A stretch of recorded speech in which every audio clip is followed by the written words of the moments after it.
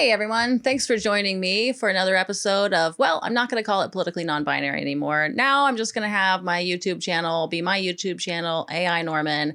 I'm still going to have conversations with people whenever I feel like it. And other times I'm going to be talking to the camera. Other times I'm going to put up little stand-up clips or little satirical videos, even if no one notices that they're satirical.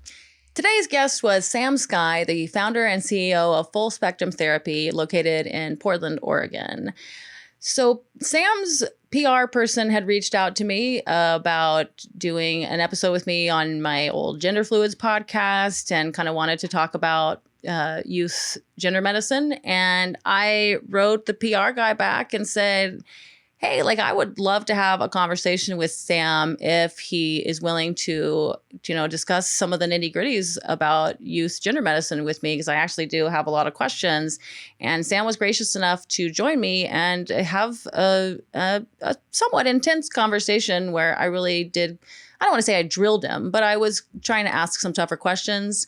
I thought the conversation was great. We covered a wide variety of topics relating to gender medicine in terms of puberty blockers for boys versus girls, in terms of what's going on in European countries about stopping their practices, malpractice that goes on in this field, all kinds of stuff. And I could talk to him for another hour and a half if I can get another chance. We'll see.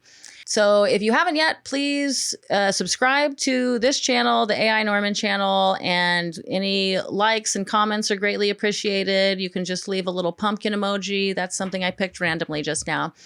And if you are in the Austin area, I've got some shows coming up that I want to promote July 19th.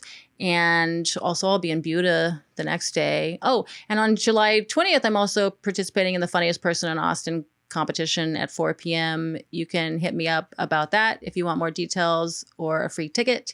And I'll be in Dallas, or Fort Worth rather, on July 25th. All the information for this you can find at my website, which is easy to find at ariellenorman.com, Arielle. You should know how to spell my name if you're watching this. Okay, enjoy. This is the Politically Non-Binary Podcast, and I'm your host, Arielle Isaac Norman. Every week I have on a comedian or some other concerned citizen to confess a controversial opinion or two. Enjoy. How's it going? It's going okay. It's really still, warm here for us in Oregon. So kind of just trying to get through it. Yeah. What does warm mean there? Well, it's going to be 99 today, okay. which is pretty high for us. Before 15 years ago, 81 was like a hot summer day. So okay. Most people don't have AC and stuff like that. So yeah. It's kind of intense. That is one thing people don't realize when they give Texans a hard time about our hot weather. I'm like, well, everywhere has central air conditioning, so yeah, exactly. There's a lot more pools everywhere as well. I'm from Houston, so it's a real relief to be here. Yeah. Oh, yeah, me too. Well, last year we had about 3.5 months in a row where it was 105 degrees every day. So just like this year, the fact that it's July and only 98 degrees, I'm like, yeah, party, cool summer. Wow. Yeah. Yeah, it's hot everywhere.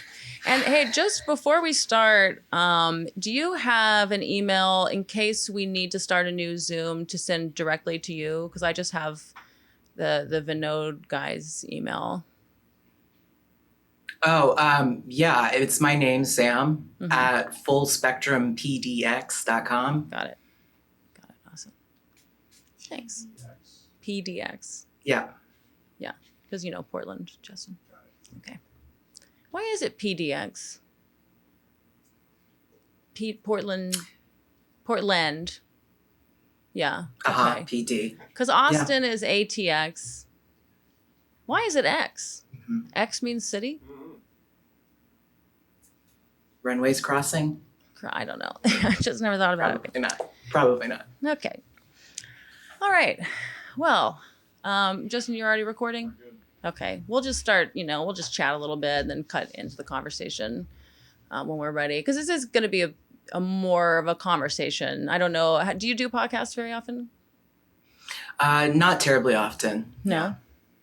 Do you listen to podcasts very often? I'm more of a listener than a participant, but I'm trying to get into it more. I see, yeah. No, I listen to a lot of podcasts too, and so Some of the things that, I'll want to ask you about, just like I do listen to podcasts from kind of all over the political space. And so I'm left with a ton of questions about what's going on. It seems very difficult. It's about as difficult to understand the Israeli-Palestinian conflict, to my mind, as it is to understand youth, gender, medicine, Mm-hmm. Well, hopefully we can resolve that a little bit today. So from my perspective, it's actually pretty simple. Yeah. Yeah. I mean, trans kids are kids and have the complex, set of human inner workings that adults do. They just express it and, demonstrate it differently. But outside of that, if you need something in your life, if you need care, like, you get the care, it helps you feel better. That's pretty much what it is. Okay. Although I think a lot of folks have politically mired it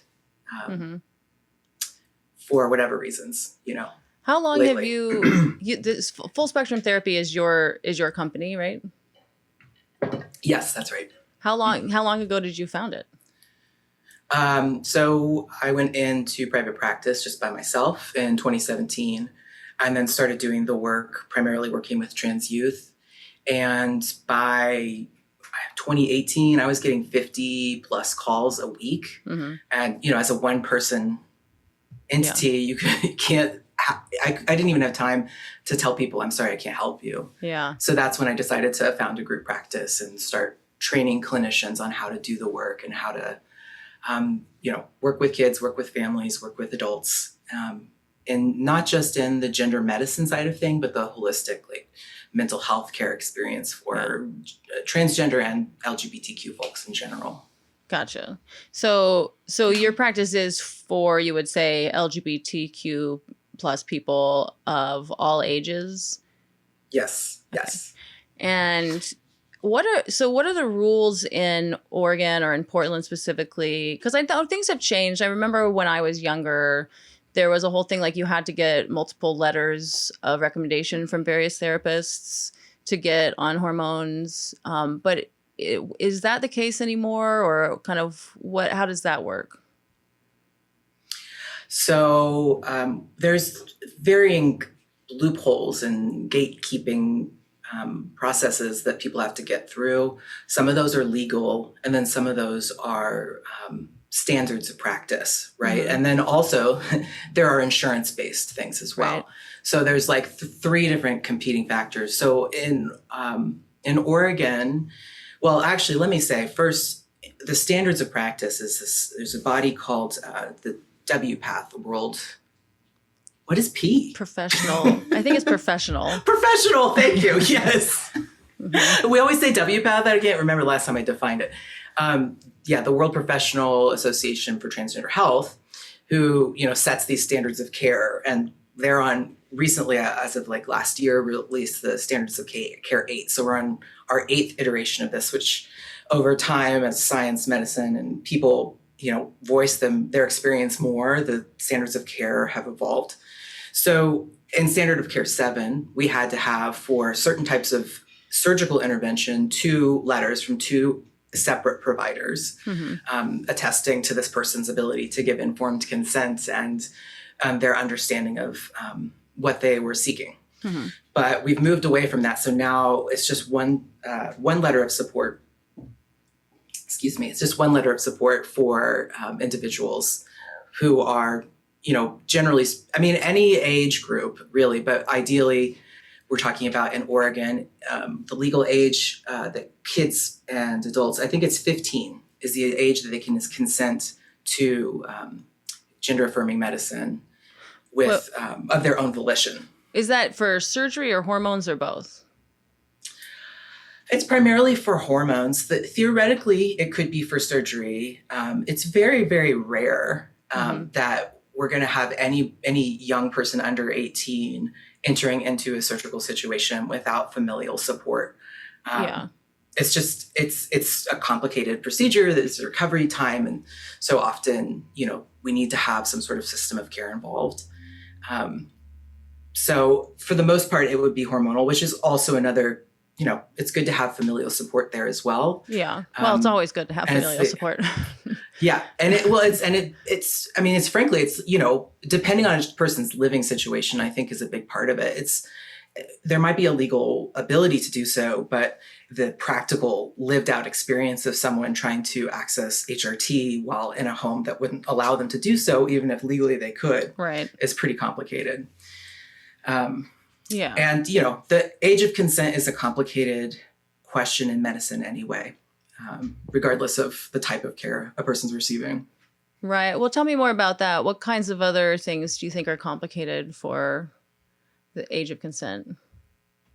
Well, okay. So we're talking about things like who has the right to my information. Let's say you're 16 years old, your parents have a legal right to medical notes and records. But there's also this consent where the 16-year-old is able to consent for things like, in our state, in Oregon, things like contraceptives or gender affirming care, substance abuse treatment. So they're allowed to consent to those things. But there's some gray areas, right, around privacy and what's in the best interest of that person receiving treatment versus what the rights of the parent are. They're kind of competing. They're competing rules that ultimately often have to get sorted out on a legal basis because there's not one clear-cut answer all the time. Okay, yeah. So right to privacy I guess minors don't really have a right to privacy from their parents, is what's going on? Correct, to some extent. Their rules also vary between types of practice. So mental health versus medical treatment can be different in terms of what those rules around privacy and releasing of records are. In the counseling field, which is what I can speak to, I'm not a doctor. I am a mental health counselor, a licensed professional counselor. Mm-hmm. In the mental health field, we do our best to maintain privacy for anyone 14 or older for the sake of treatment. And we integrate, parental involvement, parental awareness of all the, minutia and the inner workings in ways that are clinically appropriate for the kid and for the family. Mm-hmm. A lot of this stuff, like a lot of the political conversation wants everything to be a black and white, rigid, easy checkbox kind of rule. Yes, right. No, this, that. But this is an incredibly complex human situation. Right. Families are complex, kids are complex, gender is complex, gender affirming medicine is complex. We're moving into a much more individualized approach to things. So it's really hard to just say this is the exact, set of rules and standards that we can apply to every person. You said we're moving into an individualized approach. You mean like as a society kind of, or what do you mean by that? Well, and what I'm perceiving in gender affirming medicine specifically is more of an individualized approach to, as patients are becoming more aware of their options for medication, for surgical intervention, and at least in our neck of the woods, in some parts of the country and world, there's more openness to a diversity of gender expression. So there are folks who are looking to, maybe do what they might call microdosing on certain HRT medications to have some transition effect, but not fully feel that they're, transitioning into this other presentation that doesn't work for them. Yeah. Definitely seems good for them to be individualized care. It's probably always exactly. Yeah. Yes, there's a big movement in medicine, especially starting in the 90s and 2000s, where we're trying to make everything super standardized for the sake of, saving money. Right. And trying to create like the best outcomes possible, but it just doesn't work like that. Yeah, no, people don't work as neatly as I guess the insurance agents would want us to in little spreadsheets. Yeah. Exactly. Yes. Okay. Yeah. So you do you still work with clients much, or are you more just training them now, training clinicians now? I'm primarily doing training and supervision. Yeah. So looking at things on a, through the eyes of the clinicians that are in the work with the individual or with the families. But I do a lot of community-based work where I'm doing workshops and trainings for folks with, parents of trans kids, those sorts of things. Could you define the term trans kid for me? Yeah, absolutely. So, I know that language is really complicated and people have very strong feelings about the kinds of language that should be used. Hmm. I tend to view language as, utilitarian and do the best we can, Right. and acknowledge like this is the word that's going to work or not. It's kind of our umbrella term. So when I say trans or transgender, I'm talking about, anybody that is outside of what their assigned gender at birth was. Anybody who's non-binary or, trans female, trans male, or anywhere kind of in between that. And that kind of aligns with a lot of what you'll see in the research. We're still adapting and evolving and trying to find language, but for the sake of clarity and standardization, you'll see a lot of that phrase used, transgender, to mean that kind of umbrella of experiences. Yeah, I guess it's just like those words have been used so many different ways. Like we've in the past kind of talked about, transition or being transsexual means that you have like medically had some kind of intervention to transition. And then if we kind of put everybody in this umbrella of trans, if they just say that they express something verbally that they have dysphoria, or they're expressing gender incongruence or something like that. I think some people are worried that then it's kind of like cementing this idea that anybody who is gender nonconforming then should be onto some kind of pathway that maybe it's like you kind of start with the name and haircut and pronouns, and then that might kind of put them on a path that maybe it could have resolved at puberty if we didn't tell them, because I don't know about you, but like I've seen that like more and more books for children that like I was just at a bookstore the other day shopping for my nieces and nephews, and there was a book, and it's like the way that they're talking to really young kids in these books is like, well, you and your parents might have thought that you were a girl, but it really turns out you're a boy, or vice versa. And it's like kind of put in this like really simplistic language as if it's that simple. Like you really just are a boy or you really just are a girl, when, of course, if you do go through the medical path, then it's not like we actually can change your sex all the way, or that we can just kind of reveal your true self, but it feels kind of like we're kind of paper overing that and like telling kids it is that simple, and like we have the science to just kind of fix that for you. And so like that kind of thing concerns me, that children who still believe in Santa Claus are being told a certain version of things, whereas and even this idea that this is the gender affirming model, like, well, doesn't that already kind of preclude the exploration of other possibilities, like learning to kind of be comfortable in your own body, or realize that like you can be a dude even if you're a female, or you can be a chick even if you're a male, or that kind of thing, or that there's so many options, especially like you talk about, there's all these kind of non-binary options, and so it's, to me, that's what's troubling about just using the term trans kids, because it gives this idea of like, this is a kid who needs to be transitioning, and transition is this kind of one thing. Whereas I find it kind of like the way that we say nowadays, like people with cervixes, when that's what we mean. Like I feel like we should be a little bit more specific about this too. Like what we should say, like, it depending on the situation, because sometimes you're talking about kids who have started to transition. Sometimes you're talking about any kid with gender dysphoria, or any kid who's showing nonconformity and has question, like I kind of feel like we should try to be more precise about these sorts of things too, instead of just calling everybody trans kids. Does that make sense? Sure. Yeah, to some extent, I hear what you're saying. There's quite a few things that are coming up within that. One is the concept of like, well, there's two things: the social contagion, whether that's an adult-based social contagion or a peer-based social contagion, that comes up a lot. And the evidence for that isn't there. You have lots of trans people who are parents of children who happen to be exposed to this experience right their entire lives and still identify as the assigned gender at birth that they had. And those arguments were used against queer people for a long time too, right? Well, if we expose them, then they're all going to decide to be gay or whatever. It's just going to create this narrative. Well, I just real quick, that's that's not what I mean though. I don't mean that like exposing kids to the idea of people who transition is contagious like that, and certainly not about your parents or anything like that. I just mean when you give children books that kind of really make it really simple and present this idea of like, you know, if you feel like you're in the wrong body, or if you really still, because a lot of these kids don't even necessarily feel like they're in the wrong body before puberty. Like we're all kind of androgynous anyway, and it's not that big of a deal what genitals you have to kids, I think.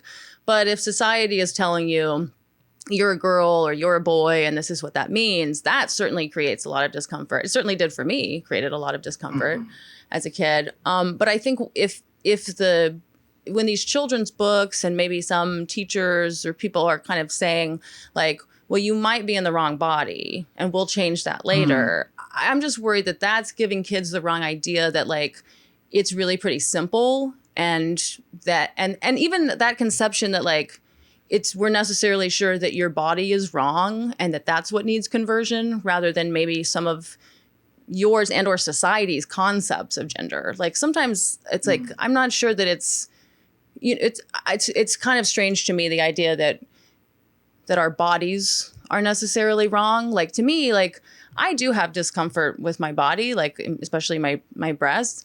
But I don't know that like that means that like that has to be changed in order for me to be comfortable with them. You know, I've done some work because I was best friends for a long time with a trans woman, and we had this podcast together called Gender Fluids, and she really helped me kind of break down the concepts of my body and realize like I didn't have to think of my boobs as woman-like, that I could think of them, you know, and so sometimes when I'm having sex, I will think of my boobs as like dicks and I'm getting blowjobs, that kind of thing. So I just have this, but this is, you know, I'm 37 years old. I still couldn't tell you exactly what my gender identity is, you know? Right, and so that's why I'm saying, like, I think when we make it into a children's book thing and kind of say to a kid, you can just transition, like, I mean, at the very least, that's really papering over all of the side effects of hormonal things and kind of the cost benefit analyses and fertility and all that kind of stuff. Sure. And so that's why I don't mean that there's, you know, all kinds of things are certainly, we are influenced by each other socially, you know, everyone is influenced by each other, and the availability of things has a huge influence, you know. But I'm not saying that it's like contagious as in you're going to know someone and it's going to rub off on you, you know. I just mean the idea is contagious, that it could be really simple or it can be easier than it really is, or that we have the technology to really thoroughly transition someone.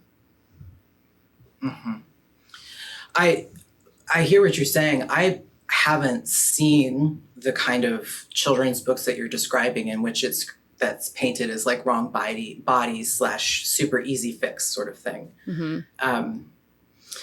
You know, from my perspective, the literature that I've seen is trying to provide kids with a different perspective of like giving them options, so they can say like, hey, there's this other way of viewing it that you probably haven't been told before. But regardless, let's say like, sure, hypothetically, there's like a well-intended teacher who creates this sort of narrative in school or something. When you move out of that scenario, and that if that becomes something that starts to be realized, right? Like this kid says, now I want to do this. I want to get on puberty blockers or whatever. The time between, you know, the spark of this idea and actually realizing that is a long timeline that's full of a lot of, you know, evaluation, assessment, conversation, exploration. There's a really interesting new model that's come out. I'll have to look up the paper because I was just looking at it the other day, but it's talking about the concern, especially for like, you know, youth, right? Like teens, because, you know, all of us adults who are in the field or not, never want a child to make a decision that they will regret or that will harm them in any way. Yeah. And we know that teens can be impulsive or be influenced easily. But this model looks at the different, like they factor as hot decisions and cold decisions. And so teens are really susceptible to hot decisions. They're impulsive. There's maybe a peer influence.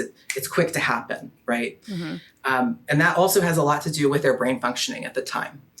But the research has shown us that if we turn a hot decision into a cold decision in which we're evaluating and having conversations, and adults are providing information and also like some cost benefit guidance, that the brain of that kid can actually start making adult fully prefrontal cortex reasoned decisions.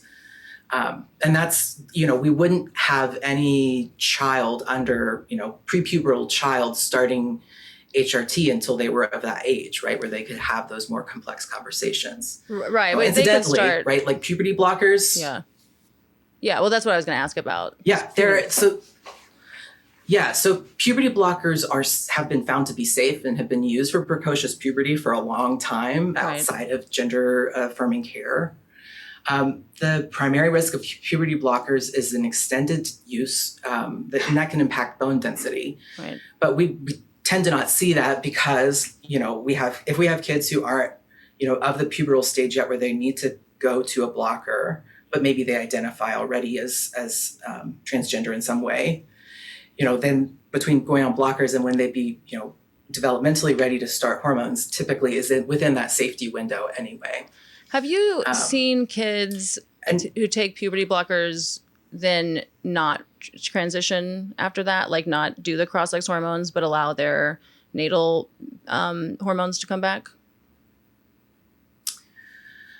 Off the top of my head, no. And typically that's because it's rarely a light curiosity that gets a child to the point of being on blockers. My experience of trans children has been, like the little girl who has a penis and tries, when her mom walks out of the room, to cut it off in the bathtub at 3 years old because she's so distressed by that existing. Yeah. These are people who feel it deeply in their bodies, in their, psyche, that this is not okay. Yeah. And so tends to be that level of distress and acuity is what I see tending to move folks into the blocker usage. They're also, but blockers or not, it's completely okay and normal that some folks, whether they're children or adults, start this conversation and exploration, and then they figure out, kind of like you've said, maybe they're okay without a medical transition, or maybe this wasn't what was going on after all. But the research shows that the vast majority of young people who express a desire for gender affirming care, whether or not they receive it, the vast majority, 95%, end up moving forward with it once they're independent and able to do so. Yeah, I've heard that study, and I've also heard people criticize it because they say, well, that actually shows that it becomes kind of a pipeline from puberty blockers to cross-sex hormones.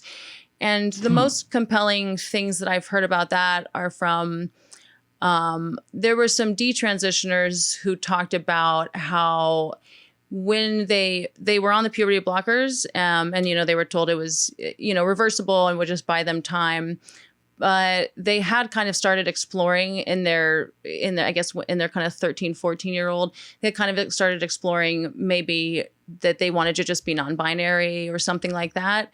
And so then when they got off the puberty blockers, their kind of natural hormones like literally flooded back because they'd been held at bay, I guess. And so now they were really flooded back. And because they experienced dysphoria, they were struggling with dysphoria, having, all of a sudden going from, avoiding masculinization at all. And then thinking, oh, okay, well, maybe I want to masculinize some, maybe I don't really want to be a trans woman, but all of that male hormone coming back in, made their dysphoria so bad that they were like, you know what, I just got to get onto cross-sex hormones. And so I think that's something I hadn't heard until recently, that I thought, well, okay, then that is an interesting, part of this. Because I had heard the idea that like maybe if you change your pronouns and kind of have everyone treating you, like I could just imagine, not so much, because I do know that there are some people who have that level of gender distress from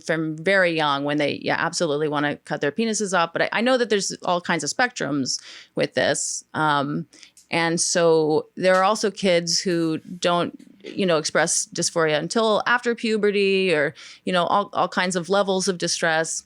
So I could see if a kid is aware of these kind of options and being aware of it goes like, I really need to change my pronouns. Like I can't have people calling me this.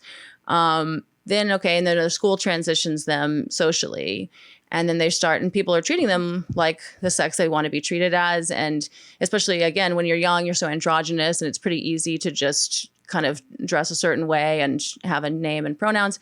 And so then once puberty starts creeping in, it's like, oh no, now it's even more dysphoric because it's so incongruous with your life. So yeah, you've got to get on the puberty blockers. And then if the puberty blockers are like, I do see how this could kind of lead to, because I also know, surely you've heard of this one study that was from, I think, a few decades ago, where they took the kids who had a lot of gender distress.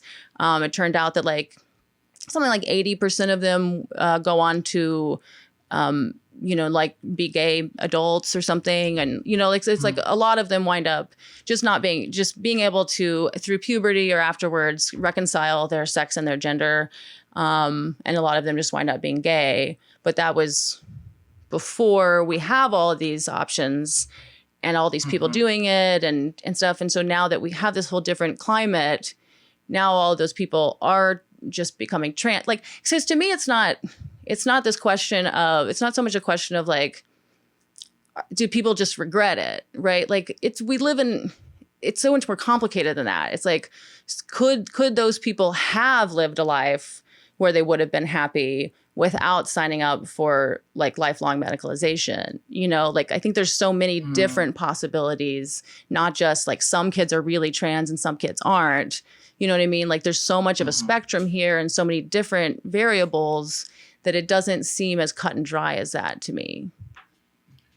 Yeah, I hear that argument. That's something that comes up a lot. But first of all, this idea of lifelong medicalization, I would argue that is the experience of all of us on a long enough timeline, right? You get into your 30s and then beyond, and first it's the statins and then it's the this and the that, right? Thankfully, no statins for me yet, but yes. Good. So there's also an implication within this, right? That I hear this anti-medicalization component for sure, but that the default or the should is that we should be cis, that is the ideal outcome. And if we have to have this alternative, then, that's a last ditch effort. It's the most, it's the last worst case scenario.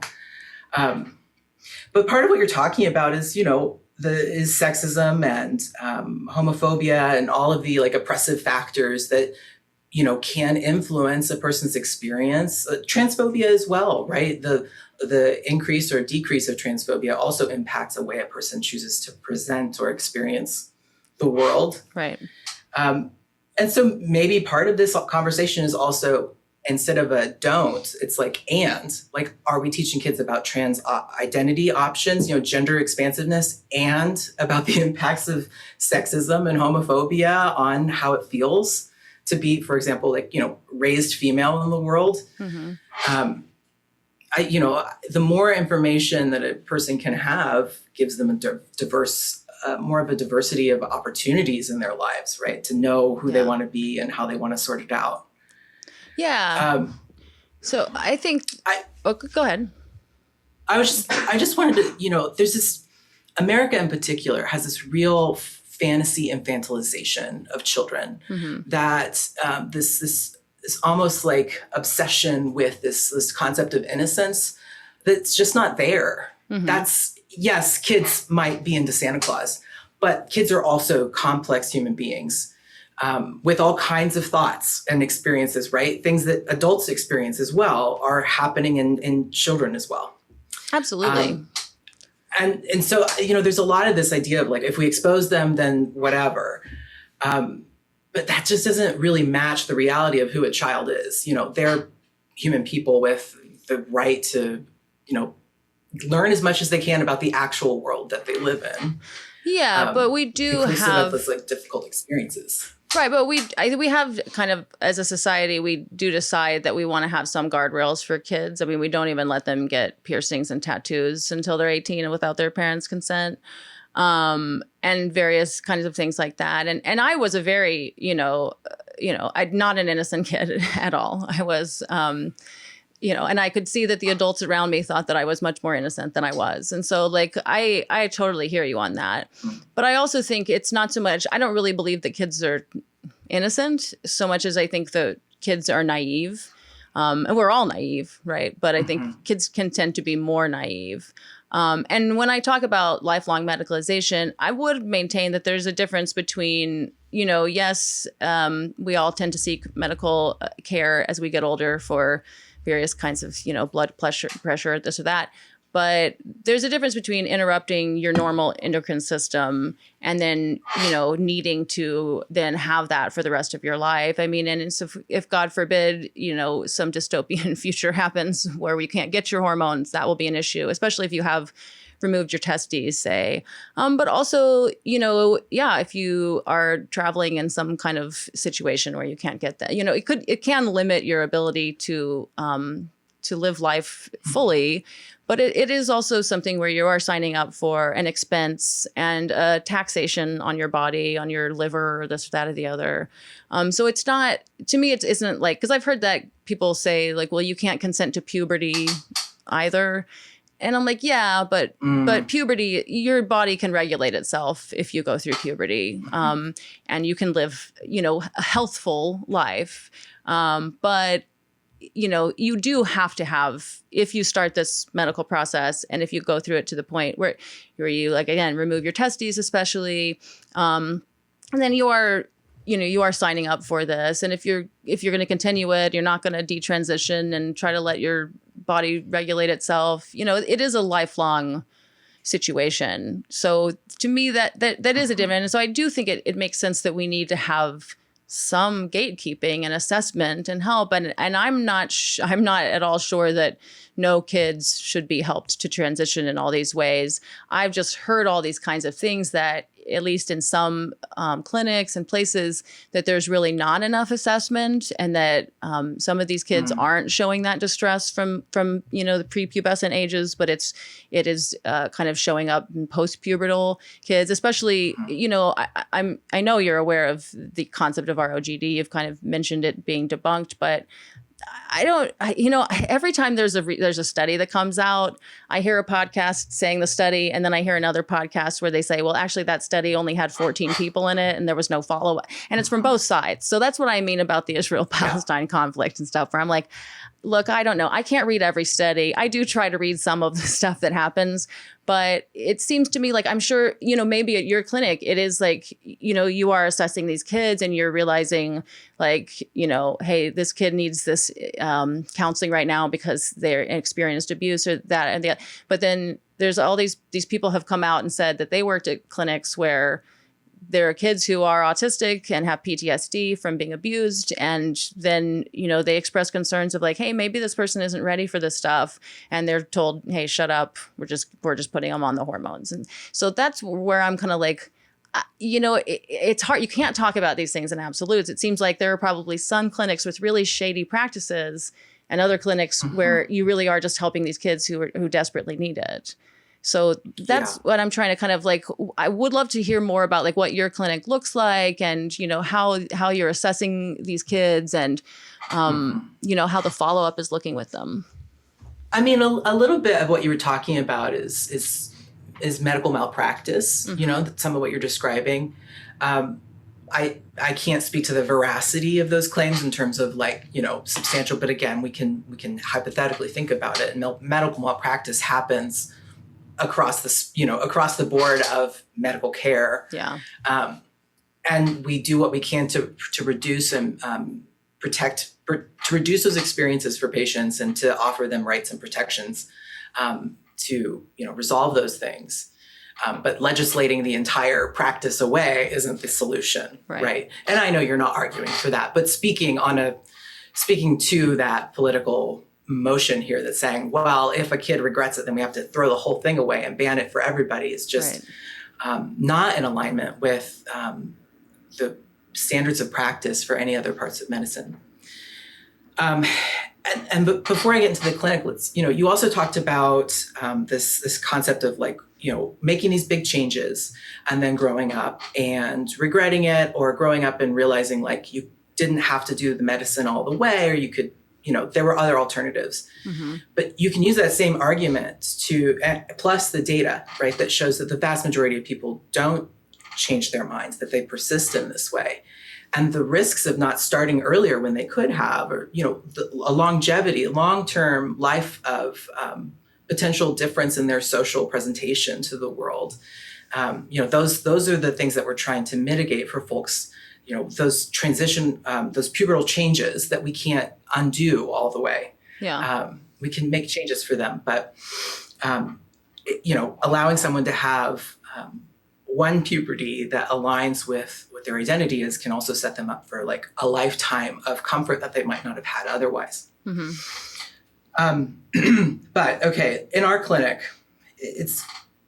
we're talking about youth specifically. I mean, if we're talking about young children versus teenagers, it's kind of a different conversation.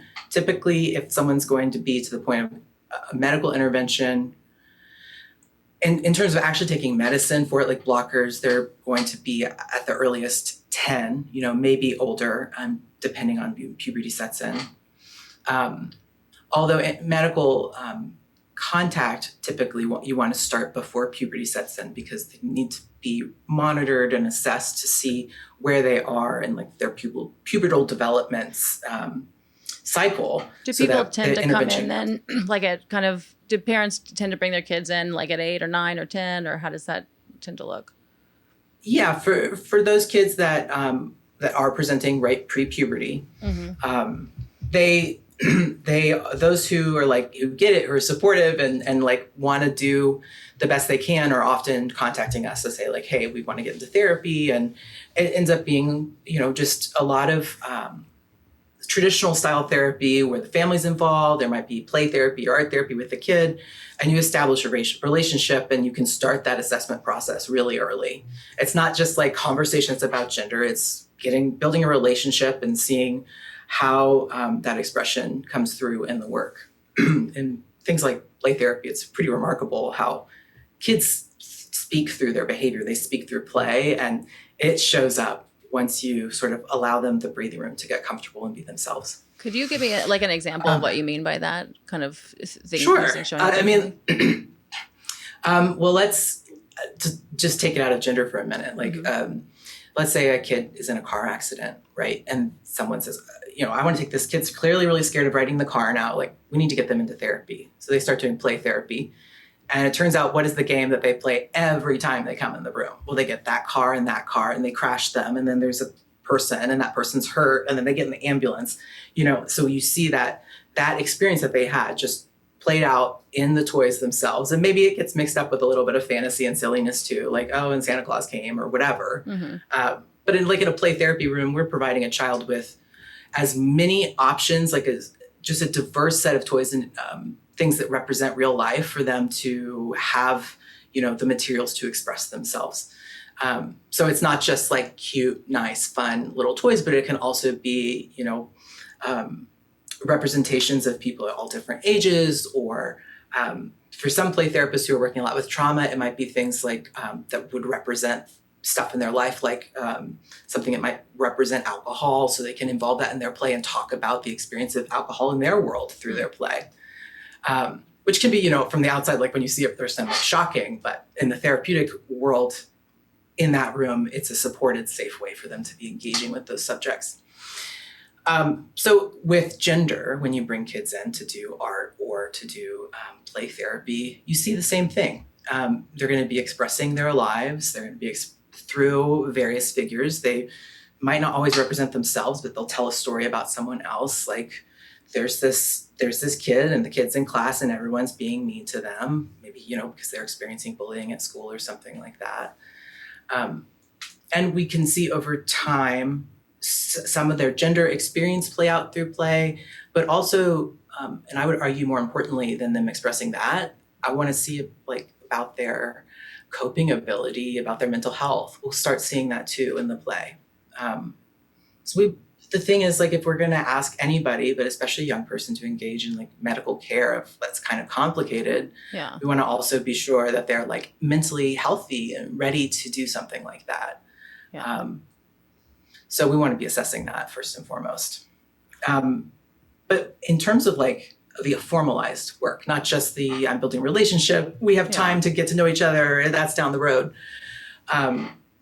In terms of that formalized assessment, it's an ongoing conversation over multiple sessions with parents, with kiddo, together, separately. We try to bring in, information from any other providers so that we can integrate this holistic experience of their lives into this one, conceptual framework. So absolutely, many children might come with experiences of trauma, or they might come with a diagnosis of autism. The correlation between autism and gender diverse expression is really high. Yeah.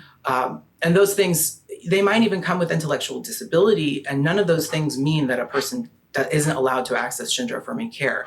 It just means that we need to be cognizant of those things and then work around them to make sure that we're assessing for the ability to do informed consent, the readiness for transition or pausing puberty, the risk-benefit analysis of all of it. We just need to make sure that we've accounted for all of that when we make those assessments. So once that happens, that's a complicated set of, there's a thick stack of documents and things that we end up writing up. That gets sent over to the doctor, who will typically sent over to the pediatrician, who makes this referral to a specialized, pediatric endocrinologist. Mm-hmm. And the process essentially starts again, right? Where now with the endocrinologist, there's multiple conversations happening between parents with the kid, assessing for readiness. Everything is slow and incremental and builds upon itself over a long period of time. Right. So I think that's the kind of thing that most people want to hear is what's happening. But we also do hear stories from people. I've met people who said that they got hormones the first time they went to some clinic or to Planned Parenthood or something. I've heard people talk about how on Tumblr or YouTube, they'll tell you like what to say to get hormones right away. Like there's all these kinds of stories too. So I think that's when people get concerned, like we want it to be that. And that's kind of more like what the Dutch model was, that, you do this kind of, you wait with the kid and kind of assess and see that this stuff is persistent and that they understand. But then you also hear these stories where people are just kind of, driving somewhere, getting their hormones or even ordering them online or something. And so that, and it's part of like American capitalism, like somebody's willing to sell you something and make money without really caring about that. But it sounds like, so in your clinic, it's, like you guys are really trying to get to know these kids and make sure they understand these things. But so one of the things that I have learned is that like if you want to like have kids one day biologically related to you, then you would need to potentially, like if you're assigned male at birth, that you would need to go through a little bit of your puberty in order to be able to have sperm and then freeze that, or, and then it's even more complicated, I think, if you're AFAB. And so then there's this kind of discussion. I don't know if you saw that there were these leaked WPATH files. And so there's people kind of, they're showing these videos of their internal conversations where they're like, yeah, it's really hard to explain this stuff to kids because they all just kind of say, yeah, I don't want to have kids. That's gross. Or I'll just adopt. And then you go, hey, do you know how adoption works? And they're like, you just go to an orphanage and pick up a kid, right? And it's like, oh, no, I don't know if you've ever engaged with the foster care system or the adoption system, but it is not easy to adopt kids. And it's very expensive and can take a long, long time and everything like that. And so that's another one of these concerns is that kids are really like, we talk about like innocence, naivete. I don't know, but it can be really hard. I mean, I've known so many just women who thought they never wanted to have kids. Around 30 years old, they had a real change of mind and are very happy that they're moms now and stuff. So the idea that kids could really make these assessments for themselves, like I do think it makes sense that we're not really prepared to say kids can truly give informed consent when it comes to the complete like loss of their fertility. So how do, I mean, do you, is that must be conversations that you do have with children. Absolutely. How does that go for y'all? I'm talking about fertility with kids is incredibly, vital to this process, right? And fertility preservation is another really important part of the process. And I think one of the things that we really need to see is more insurance coverage for fertility preservation for young people going through any of these processes. It can add up, right? Having to pay storage fees over a lifetime if and when you want to use those materials. So getting more support and financially for that, I think is a really important part of creating the best case scenario for the kids that we can. That's, that does align the concept of like, it's hard to communicate to a child the complexity of parenthood. Of course it is. Yeah. And it goes both ways, right? With a person who becomes pregnant at a very early age, and explaining the implications of what this will mean for the lifetime is also difficult to convey. Yeah, I wish we could get kids not to have unprotected sex as well. So, that's yes. I like, call me a moderate, but I never thought kids should be having unprotected sex. I think that is really understandable. Yeah. I mean, we make people wear seatbelts, right? But, there are many things that we allow children to do that can be life altering. Yeah. Young people are allowed to enlist in the military, in the armed forces, and those can have literal life-ending impacts. Is there a minimum age? Well, that must be 17 or 18 to sign up for the military. If you have parental consent, you can, I believe, 16, but don't quote me on that. That's like, I don't know. I guess it's the idea of like sending your kid off to kind of boot camp to get them set straight or whatever, but yeah. Similarly with parental consent, you can allow a young child to become married, right? In many states. I'm against that. There's a lot of things, right? These things don't make sense. And I think that's when you zoom out, a bigger part of the conversation is there is a clear there's a clear unfairness going on here. And that we're not treating, this is the conversation that people are purporting to have is not the actual conversation that's happening. It's looking at a group or an experience to vilify in order to promote something larger on a political basis and on the backs of these kids. But I don't think that, I think there are certainly plenty of people who are truly like kind of hate and fear monger, especially on the right and things like that's definitely real. But there are also a lot of people who are concerned, whether for their own kids or for society and how it functions, because there is a difference between a kid choosing to have sex and getting pregnant versus the medical establishment prescribing them a treatment. And so it's not exactly the same. And we are just kind of trying to make sure that things are, done as scientifically soundly as possible. And, I know that Norway and Sweden and Finland and Germany and England have all put a lot of restrictions on this stuff and said, hey, we're only going to do it turns out that the Dutch model, we kind of tried it before we had that much. We didn't have very much longitudinal stuff. And then more and more people started wanting this, and maybe we weren't assessing everybody as well as we should have. And so now we're going to go back to a clinical trial sort of situation where we're not just going to make this the standard of care anymore. We're going to say, this is only going to be happening in these trials with a lot more oversight and making sure that we're really following up and figuring this out, because it kind of just exploded.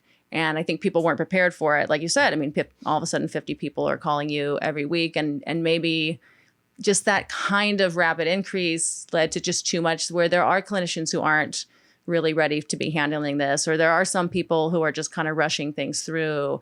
And we never had that much longitudinal study. We never had that much longitudinal data. All the studies were really small. They always had a lot of loss of follow-up.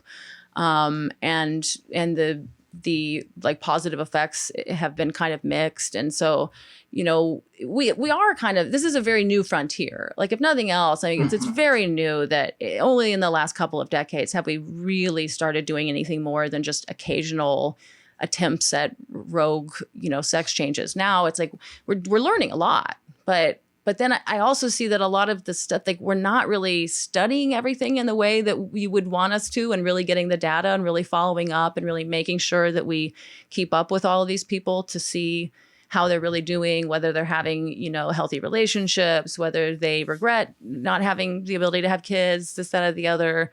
So, can you speak to that? Like, are you aware of these European countries that shift that they've made?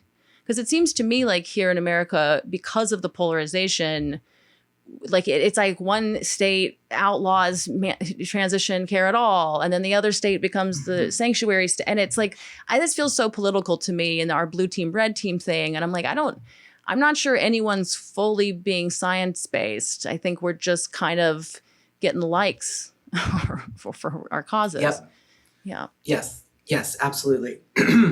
I'm aware of specifically the situation in the UK, and there was already a pretty difficult and oftentimes devastating process for trans people to access care under NHS, and the wait times, the ability to get a doctor proficient in this was a long period of time for them to wait and go through. So I think it's any further restriction on that is incredibly regretful. And I'm curious to really look at data about this concept of like the slapdash, here's your prescription, or this is being done to you, to look at that in terms of age.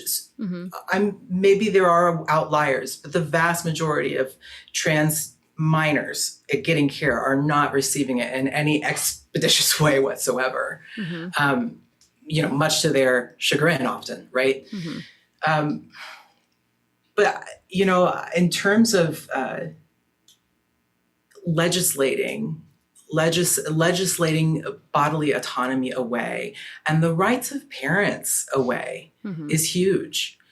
The vast majority of parents with kids who are impacted by this legislation are very upset and very concerned. They just want their kids to have the best the outcome that they can, and they're often placed in situations where now they can't get the healthcare they need. Yeah. It's analogous to what's happening with abortion rights right now. And, there's a lot of conversation about, there's a carve out for this or that or the other, right, with accessing abortion care. Yeah. And the reality is those things don't actually happen. They are written in a way to please people, but the reality is a provider is too fearful of legal implications of taking actions for, the person's health. And so the care actually doesn't exist at all. So, even small legislation, especially the kind that puts either parents or providers in legal risk, will put too much of a chilling effect on gender affirming care. The data strongly favors that the majority of folks need this care rather than that we're doing this large capacity harm for folks and should be put brakes on it and go back to trials. It doesn't align with data at all. Maybe after the podcast with you in mind, could you kind of send me studies that you've seen that show the care? Because I do try to read as many studies as I can, but I just keep hearing podcasts from every direction telling me their studies are wrong and your studies are wrong. And so I'm just kind of left going, well, has anyone done any good studies on anything ever? I don't know. It's like also like the replication crisis in the psychology world. I don't know. Yeah. When people say follow the science at this point, I'm like, well, I don't know if anyone's doing good science. So it's very hard to just, to think of anything. It doesn't seem like settled science if Finland is going, okay, this wasn't what we thought, but so that's what I'm like, it doesn't, because they don't have the culture where we do. So they don't have this kind of thing where there's a bunch of evangelicals or what, there has to be something going on. I would argue transphobia is pretty much an international situation. I can't think of anywhere even where there's a long-term open history of trans folks expressing themselves where they don't also experience discrimination. Yeah, maybe it could just be that like the rapid increase in people coming for care then freaked people out in those countries. That could be, again, that's why I'm like, I just want to see some studies so that I can try to, understand this myself, because I want to be informed about these things. And the other thing that I've, heard and thought a lot about is that puberty blockers, the idea of that was mostly thought of as something for AMABs, assigned male at birth people, who, because passing as an adult is really hard if you go through male puberty, you can't really put the genie back in the bottle too well, as opposed to with assigned female at birth people, because you can really masculinize later and pass. I mean, almost everybody passes after some years on testosterone. And so, and there's it's different to be a short guy, but it's a lot harder to be a tall woman. But so there's this way where I'm like, it seems like that protocol was meant for M to F. And that I'm not sure that, and then it's like the F to M people want it because they feel distressed about getting their period or this or that. But that because we are still in the early days of these treatments, and we're not sure about all of the long-term effects. And I've seen some evidence that there are some deleterious effects and possible really negative ones. That I wonder, like, is it not possible to just skip the puberty blocking thing in general and move straight to cross-sex hormones for F to M individuals? That's a really great question for an endocrinologist. Yeah. I know, like, the science and understanding of the cross hormone therapy is really, really evaluating, and are really evolving. Excuse me. And, just a shout out to a lot of the amazing researchers that are out there that are actually doing really good research. I was just this in preparation for this podcast, just doing a little search on Google Scholar, filtering just by 24. And I couldn't believe the number of new papers that are being put out there on trans health, on gender affirming care. And, it's something that's actually starting to really pick up momentum, which is exciting. But let's remember for a minute that I don't know that you can equivocate things in the way that you have. There are absolutely permanent changes that happen when a person who's assigned female at birth goes through their natal puberty, natal gender puberty. Things like breast growth. If you're a person who happens to develop on a larger scale, if you're looking to have chest, reduction surgery later, that will likely mean that you will lose nipple sensitivity or dramatically reduce it. So there's an opportunity right there to not have to go through that major surgery and to retain, like, the full natural functioning of your body in the future. Hips and curves are another component that can change a lot during puberty for young people. And these are sort of things that can't really be undone, and can have long-term ramifications for folks and be really uncomfortable and dysphoric for them later. Sure. So, there are benefits to regardless of your assigned gender at birth, there are benefits to going on blockers, as well as there are some risks that exist as well. Right. Well, so then. But again. Yeah, go ahead.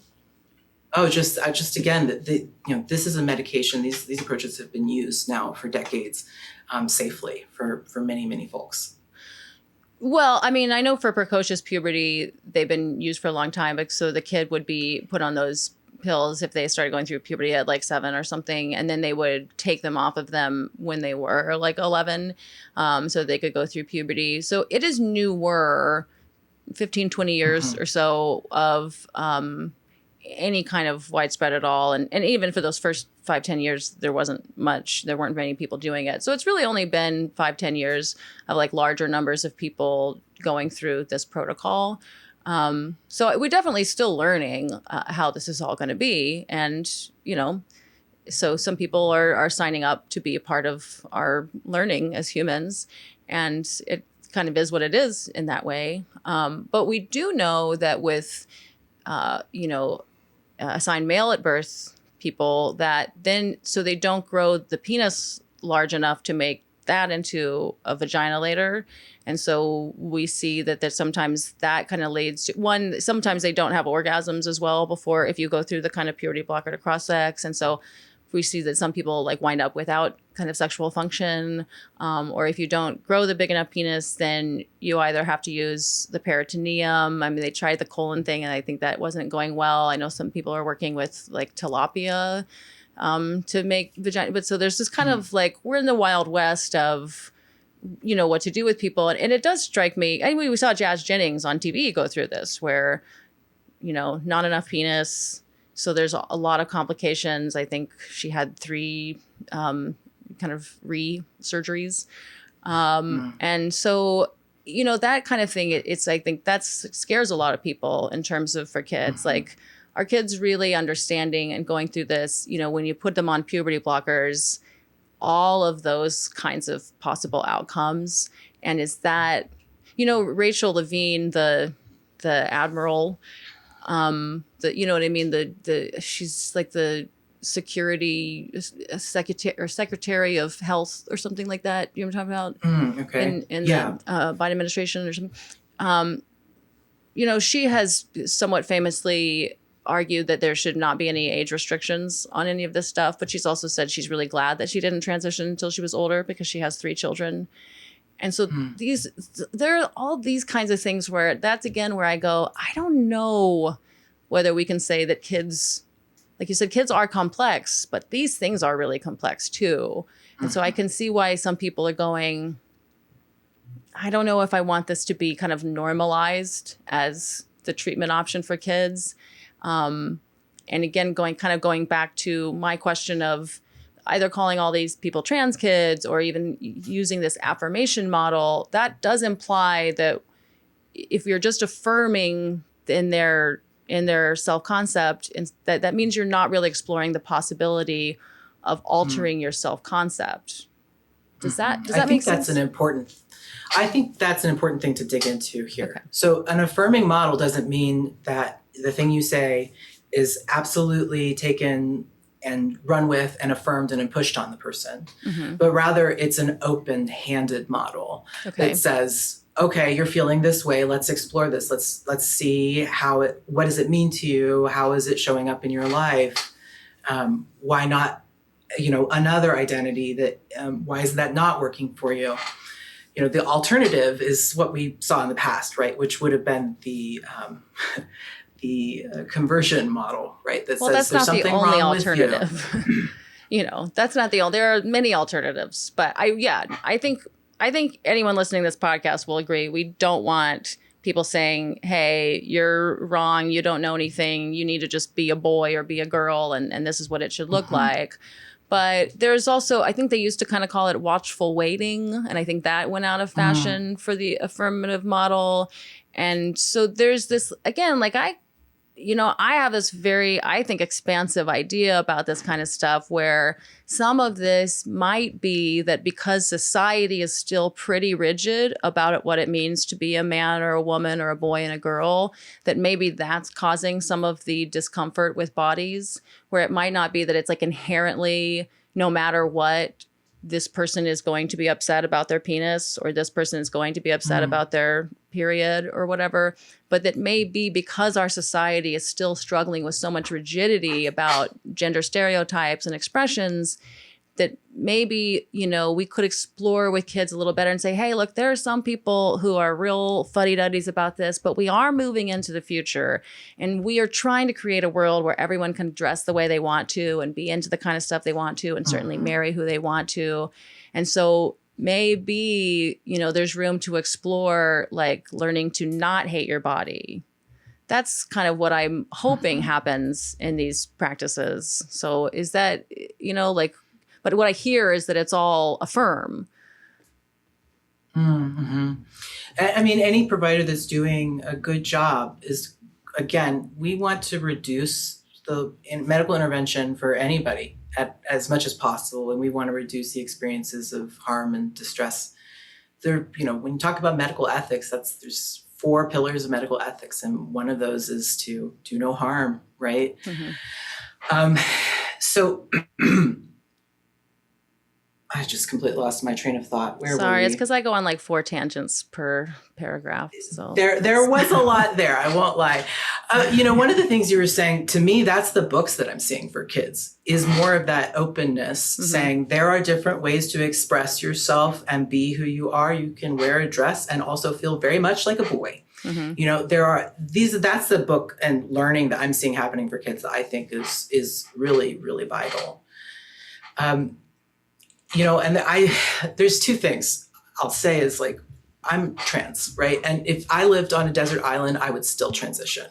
Like it is it's not an asocial experience, but there's an internalized experience of living in the body that stands on its own. And then, yes, there is a socialized experience as well. And maybe for some folks, they can do enough, a lot of work, and that is truly the root of it, of what's going on. But then, let's say there's a little column A, a little column B. This is their life. I mean, we only have so long on Earth. At which point do we have to stop grinning and bearing it and allowing ourselves a little slack and saying, yes, maybe I could try super duper hard and figure out ways to mentally convince myself that I'm okay with this. But, maybe there's an easier way and it's okay to just give myself a little grace. And okay, fine, I'm getting surgery. Wasn't my plan A, but this works for me. yeah. And those are all pretty adult decisions, right? So again, I'm not seeing those things play out with really young people who aren't very much in a different, state of mind. They're very much understanding and deeply rooted in their identities. So would you say that you haven't seen so much of this cohort that is the adolescent assigned female people kind of coming in and having not expressed gender dysphoria in their prepubescent years, but now are expressing it once they're, I guess, 12, 13, 14, 15? Is that not kind of something you've encountered? Oh, no. I mean, absolutely. That's something we encounter. That's my lived experience. But that isn't to say that there aren't things there. One conversation that I have a lot with folks, primarily adults who bring this, like, why didn't I have this earlier on? How is it suddenly here? I say, let's look back at the stories. And this might happen over several sessions where, we're talking about life experiences, and I'll say, can you watch for things that you might go, that was so trans of me, looking backwards, and you go, oh, now that I'll tell a personal story. I was like 7, maybe 8. And I went to the mall, got my ears pierced for the first time, got these like little diamond studs. I got home, I looked in the mirror, and I started just freaking out and crying. And I said to my mom, I can't keep these in. I look too old. And that's what I thought it was at the time. Now, when I look back at that story, what was I saying? I was saying, oh, I now look like a woman. I look wrong. I look wrong. It's when you're in that prepubescent stage, especially for girls, you don't necessarily have the same dysphoric experience on the outside. That's not the truth for everybody, but a lot of people, it is the sudden situation that is puberty that brings it to the forefront. Yeah.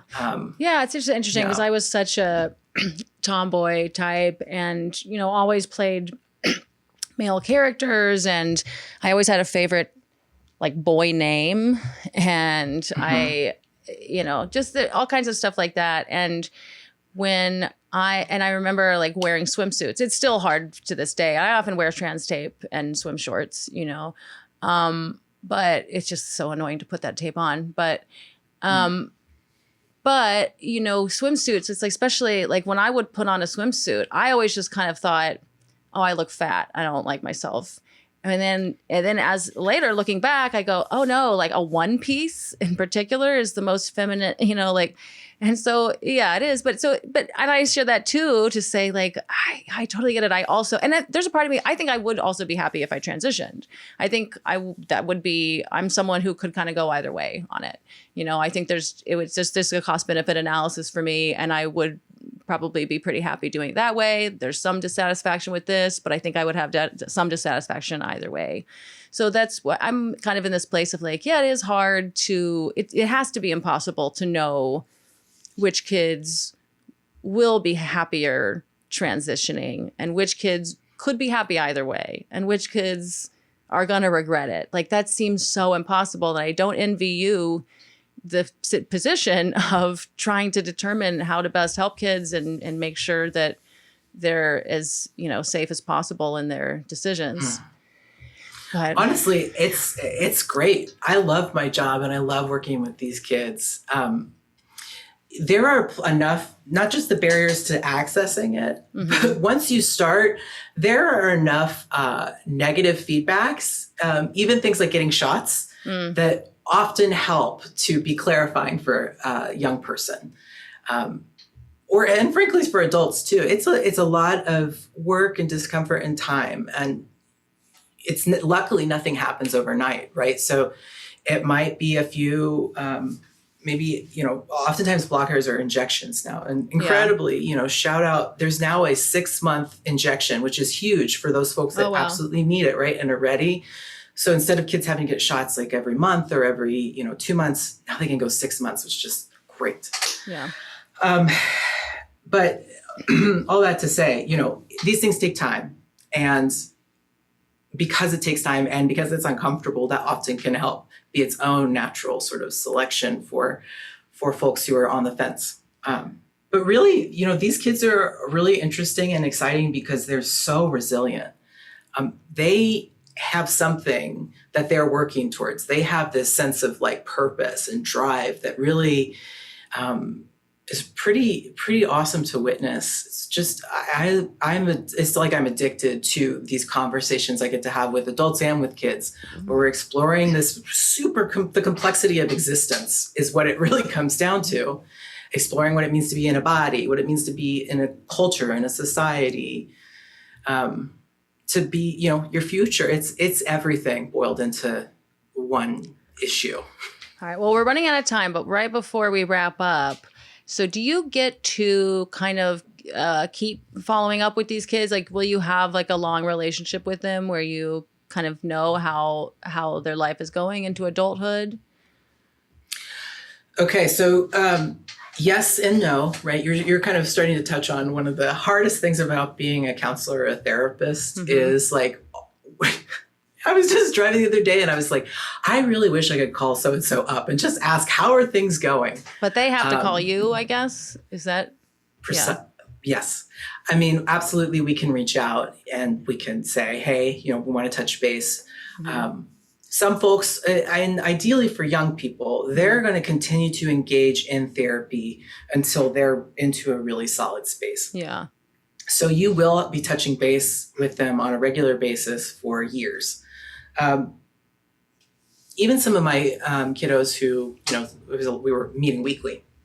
And then after a year or two, and they kind of got settled into their decision making and their treatment, we would maintain some sort of status, like touching base once every 6 months at least, because there are so many gatekeeping components for young people accessing care. They need to have that like person on their side who's there to say, okay, I got you. Let's get back into session. Let's talk it through. Let's see what next steps come.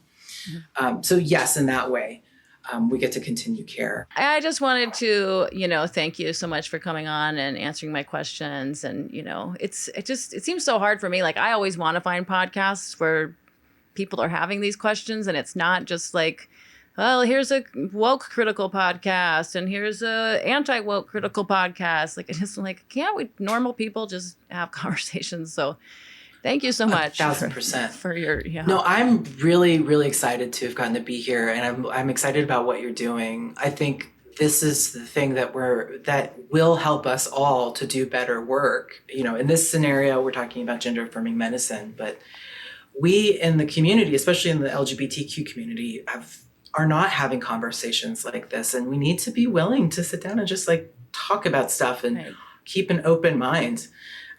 So I think it's great. Keep it up. Thank you. Thank you, Sam. You too. Is there anything you would like to promote, endorse, recommend? Yeah, actually. So here in Portland, we have Pride Week coming up for us. Our Pride celebration is in a week and a half. Oh. And my practice is putting on something called Euphoria Week. So it's euphoriaweek.com. And it's a week of just free events. So a lot of it will be online for folks that are anywhere in the country. We're doing like a Queer Joy AM meditation every day, Monday through Friday, starting next Monday. We're having a gender expansive beach takeover on Sunday of the week here in the town. We're doing 2 different makeup workshops, a free clothing closet, a bubble making workshop. Like we're just doing all kinds of really fun stuff to celebrate our community and just say, you know, we love you and we want to bring joy into the conversation again. So either if you're in Portland or Oregon or Washington, or if you're anywhere and you want to join us online, like you're very welcome. You can sign up today. It's euphoriaweek.com. Awesome. And is that July 15th starting? Is that when we're? That's correct. Yeah. Yes, July 15th. Got it. All right. And yeah, for anyone who listens at a different time, you know, continue to go there. This is going to be a recurring event for us. So feel free to sign up. You'll get information on stuff as it comes. Awesome. Thank you so much, Sam. It's been a pleasure.